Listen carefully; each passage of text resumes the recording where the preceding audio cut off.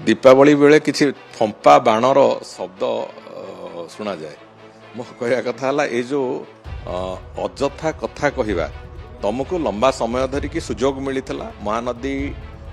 विवादर समाधान करने सबुठु सुस्थ समाधान रास्ता थिला जे जदि आपण माने जो सरकार आपण माने 24 वर्ष धरिकी थिले से सरकार समय रे जदि कोनोसी ना कोनोसी मते आपण केंद्र सरकारंकर पूरापूरी सहयोग थिला केंद्र सरकार मध्यस्थता करिया को राजी थिले ता सत्त्वे भी आपण माने से कथा को कले नहीं आपण माने कले नहीं कोन पई सेथुरो राजनैतिक रुटी सेकिवा पई 2017 मसिया पंचायत निर्वाचन पूर्वरु राजनैतिक रुटी सेकिवा पई आपण माने से कथा को कले नहीं आज यदि महानदीर भाग्य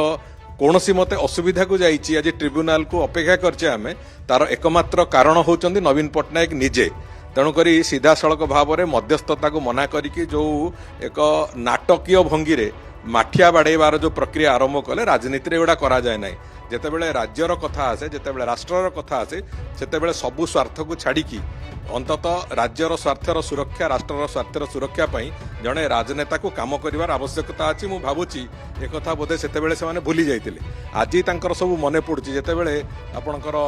गत विधानसभा आमर जड़े जड़े जड़े दुई जन मान्यवर विधायक कहले जे हनु मला बेले सत कहूँ से भाई आज सब सत कथा मन पड़ुची तेणुक से सब दृष्टिकोण जहाँ